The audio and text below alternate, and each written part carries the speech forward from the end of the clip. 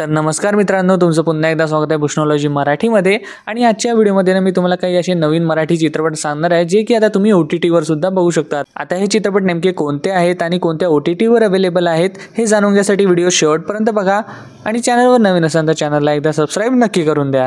आपला पहिला जो चित्रपट आहे त्या चित्रपटाचं नाव आहे सुशीला सुजित। हा चित्रपट याच वर्षी म्हणजे 2025 मध्ये आलेला आहे। यामध्ये आपल्याला सुशीला आणि सुजित या दोघांची गोष्ट बघायला मिळते जे की एका रूम मध्ये लॉक होऊन जातात।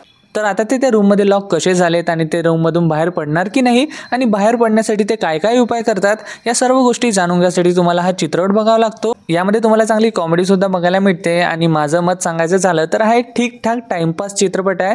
टाइमपाससाठी तुम्ही या चित्रपटाला बघू शकता आणि हा चित्रपट तुम्हाला प्राईम व्हिडिओवरती बघायला मिळून जाईल।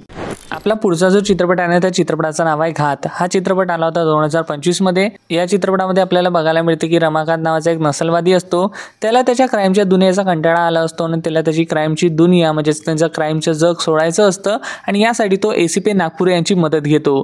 तर खरंच काय ACP नागपुरे त्याची मदत करणार काय की हा रमाकांतचा कुठला प्लॅन आहे या गोष्टी जाणून घेण्यासाठी तुम्हाला हा चित्रपट बघावा लागेल, जो की एक चांगला सस्पेन्स थ्रिलर चित्रपट आहे। जर तुम्हाला अशा टॉपिकवर बनलेले चित्रपट आवडत असतील तर तुम्ही याला नक्की बघू शकता आणि हा सुद्धा तुम्हाला प्राईम व्हिडिओवरती बघायला मिळून जाईल। आपला पुढचा जो चित्रपट आहे ना त्या चित्रपटाचं नाव आहे देवमाणूस। हा चित्रपट सुद्धा 2025 मध्ये आलेला आहे आणि या चित्रपटामध्ये आपल्याला बघायला मिळतं की केशव आणि त्यांची पत्नी लक्ष्मी दोघेही एका गावात राहत असतात आणि दोघेही त्यांच्या एकुलता एक मुलाला कर्ज काढून खूप शिकवतात आणि होम लोन काढून परदेशात पाठवतात। पण त्यांचा मुलगा परदेशात गेल्यानंतर त्यांना विसरूनच जातो। मग यानंतर या दोघांसोबत त्यांच्या गावात असं काहीतरी होतं जे की खूप शॉकिंग असतं। आता ते काय आहे आणि नेमकं केशव आणि लक्ष्मी यांच्या दोघांच्या आयुष्यात काय घडणार आहे काय नाही हे सर्व जाणून घेण्यासाठी तुम्हाला हा चित्रपट बघावा लागेल। हा चित्रपट तसं तर ऑफिशियल रिमेक आहे व या हिंदी चित्रपटाचा, पण एक बेसिक स्टोरी लाईन सोडली तर या चित्रपटामध्ये बरेच काही चेंजेस सुद्धा करण्यात आलेले आहे आणि हा चित्रपट नक्कीच तुम्हाला आवडणार आहे। त्यामुळे मी म्हणेल की या चित्रपटाला एकदा नक्की बघा। हा चित्रपट तुम्हाला प्राईम व्हिडिओवर बघायला मिळून जाईल। आपला पुढचा जो चित्रपट आहे त्या चित्रपटाचं नाव आहे गुलकंद। हा एक कॉमेडी ड्रामा चित्रपट आहे आणि या चित्रपटामध्ये आपल्याला बघायला मिळतं की एक मुलगा आणि मुलगी एकमेकावर प्रेम करत असतात आणि त्यांच्या लग्नाबद्दल बोलायसाठी जेव्हा त्या दोघांचेही कुटुंब एकमेकांसोबत भेटतात त्यानंतर या चित्रपटामध्ये जो गोंधळ घडतो ना ते तुम्हाला नक्की बघायला हवं। चित्रपटामध्ये जी तुम्हाला कॉमेडी बघायला मिळणार आहे ना ती इतकी सुंदर आहे ना की ती बघून तुम्हाला खूप जास्त मजा येणार आहे आणि तुम्ही खूप जास्त हसणार सुद्धा हा चित्रपट बघताना।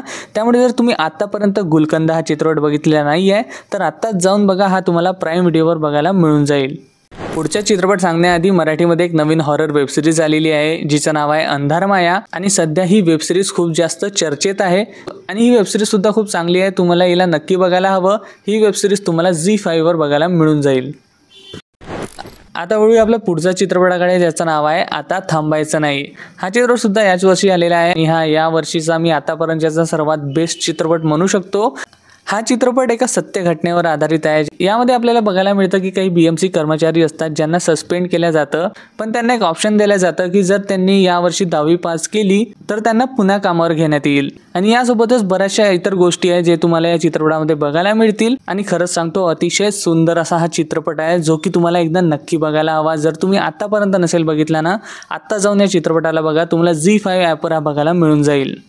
तर हेच होते काही चित्रपट जे आता तुम्हाला OTT वर सुद्धा बघायला मिळणार आहेत।